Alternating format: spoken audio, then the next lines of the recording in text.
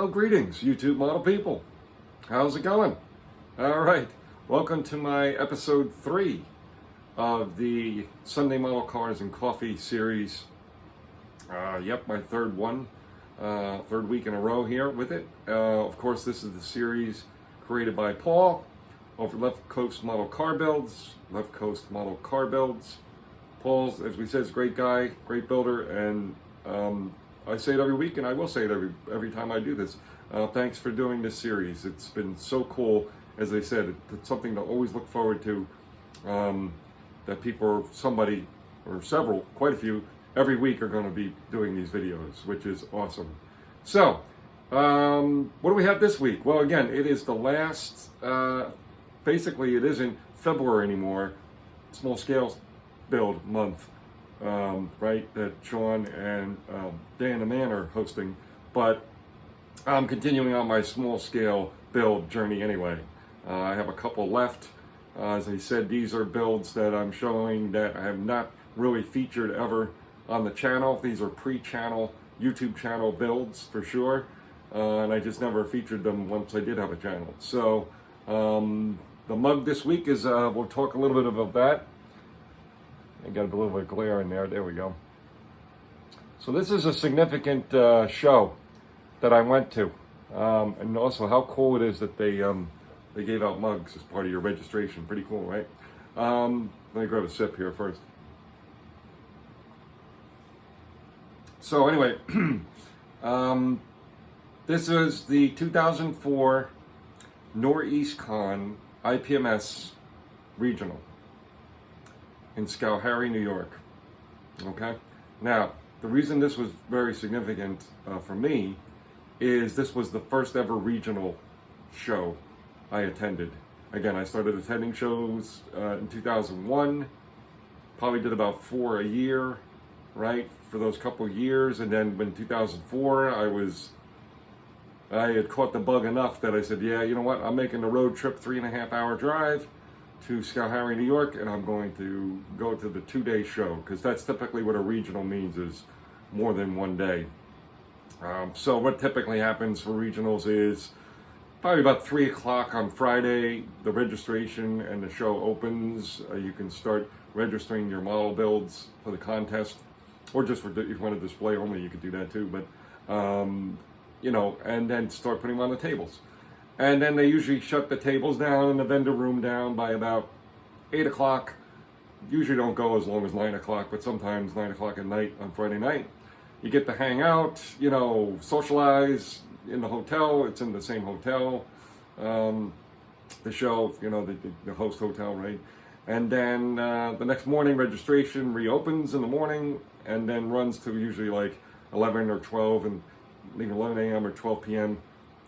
Registration, you know, for the contest, and then it closes, and then judging begins, and then they have the awards.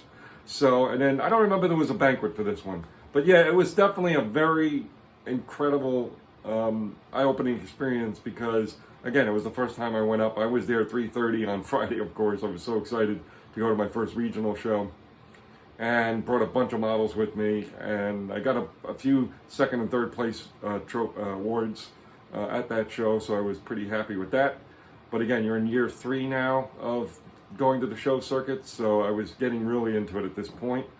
And it was just really fun to socialize, and just the buzz of the event, just, you know, from the very beginning where it was kind of quiet all the way to Friday night, getting a momentum, Saturday morning, a whole bunch of people coming in Saturday morning, and yeah, just a lot of fun, just a ton of fun, met a ton of people. Gotten to know some people at that point, so it was fun to hang out with them, and all that. So it was great, and no surprise, the next year, 2005, I attended my first IPMS Nationals show in Atlanta, Georgia, which had actually been one of the best nationals I had attended for a couple of years, because I ended up attending a few of them in a row after that. And the Atlanta one was, as far as the amount of models on display, the quality of the builds, just the whole thing, the seminars, was a great show and hard to beat. So let me grab a sip and then we'll talk about our model here. Sorry, I rambled on a little bit there about that, but that was, as I said, it's quite significant, that event for me and my model building show journey and all that stuff. So what do we have this week? Again, it's continuing on small scale. We're going to be showing you this 1/32 scale. And oddly enough, I was cleaning out some stuff a couple weeks ago and stumbled on this part of the box for this kit. So we're going to be looking at this Airfix 1/32 scale Volkswagen Bug Beetle, right? So there's the little piece of the box, and just give me a second here. We're going to take a look at it. There he is over here. Okay. Okay, so here we are, close up of this 1/32 scale Airfix Volkswagen Beetle Bug. So you thought I had a story about the mug. Here's a story about the bug. Ha! Anyway, just made that up because I'm corny and have a dry sense of humor. But anyway, this was built, I don't know exactly when, but I would say it was probably just before or around the same time as my Mercedes C9 1/43 scale build that we showed you last week. So somewhere in the 2003-4 range, most likely. Kind of thing. So, because this was like a kit I probably paid $5, $8, whatever, at a show somewhere, and in those early days. So yeah. Anyway, so this Beetle Bug, okay, so it's a green Beetle Bug with a kind of a beige interior. What's the big deal? No big thing, right? Well, actually, there is significance to this.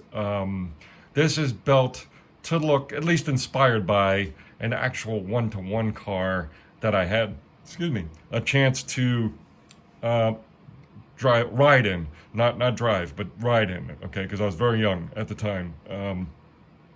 And it's the only Beetle Bug that I had drive that I ever got to be part of, right? So my grandparents lived on a second floor of a house, and the people on the first floor were super nice. Lou and Anna, they were of Portuguese descent, and let me tell you, it was always a thrill to go there because to my grandparents, not only just to see them, but as soon as you open the front door, you could smell amazing food always being cooked by Lou and Anna on the first floor. It was something else. There was always the aroma of great food. So basically there was a stairwell right there, and you just went straight up the stairwell to where my grandparents lived on the second floor. But Lou and Anna had owned this exact, basically, Beetle Bug as their car. So what happened was we were visiting one time, and Lou was going with a few family members to a soccer game, a professional soccer game, and they had an extra ticket, and they basically said, would your son like to go? And, again, we knew them well enough that my parents had no trouble saying, sure, absolutely. And I was over the moon. So we all, a handful of us jammed into a little bug like this.